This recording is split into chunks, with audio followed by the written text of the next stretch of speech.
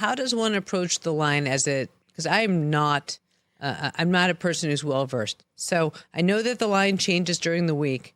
How do you see this game, and how do you suggest people follow it? What is your advice here? Well, 1.5 is a very short line. And what it tells you, and I have to agree with this, is that the underdog Eagles can win this game. All right. And now, if we just look at this, you forget, the offbeat things, the Taylor Swift and Kirk Cousins.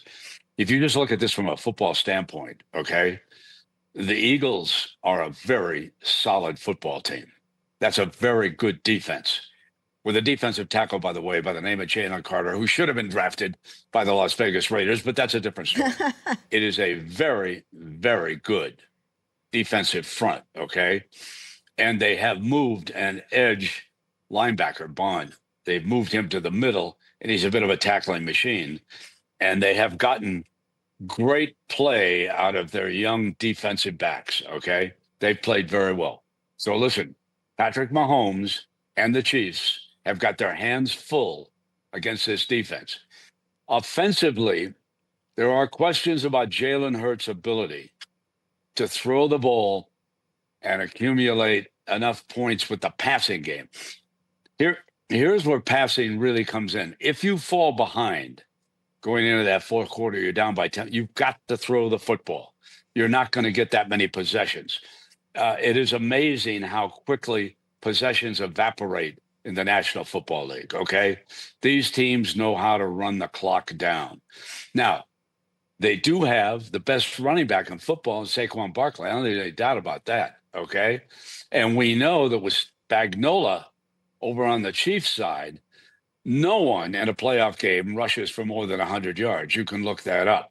That's how tough Spagnuolo's defense is. And Jones is one of the best defensive tackles in the National Football League for the Chiefs, okay? And they're going to be honing in on Barkley. They're going to make Hurts go to the passing game to beat him before it's over.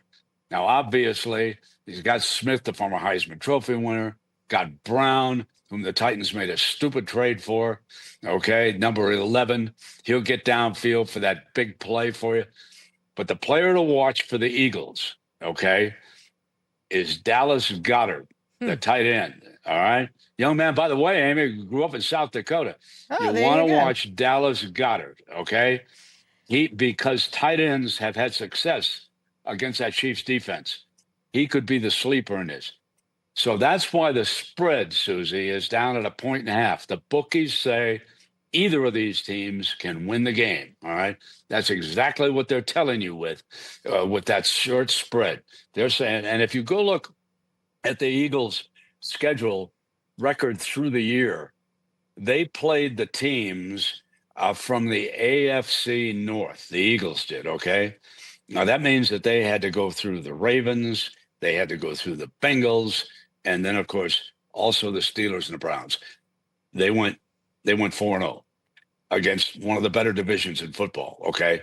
They held the Ravens down in points, okay? They did not let the Ravens get the upper hand. This is a good football team. When I pick the Chiefs, I do it somewhat humorously because this is a really good Eagle football team, and they've got a chance to assure the NFL that it doesn't have to pay any royalty to Pat Riley for the term three-peat.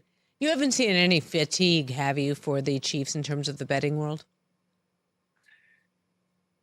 Any fatigue? Any tired? Oh God, I've got to bet the Chiefs again. Good question, Suzy. Good question. There's tremendous fatigue all across the country. Interesting. If you look at the states that are pulling for these two teams, okay? The Chiefs, their backing is obviously Kansas, Missouri. You go up into Iowa, up in there, Southern Illinois, down in there in the Midwest, okay? The rest of the country would like nothing better than for the Eagles to win this Super Bowl. Okay, believe me, there is fatigue, but when you're a gambler, you don't think about that. You think, can I cover this 1.5? Or at 1.5, again, what I say, the money line, take Mahomes as the MVP. You're going to win a bigger price if you want to just bet $100 on it. And that's probably what I'll wind up doing, is betting Mahomes to win the MVP. Check out new episodes of What the Football with Suzy Shuster and Amy Trask every Tuesday. Watch us on the Rich Eisen Show YouTube page or follow and listen wherever you get your podcasts.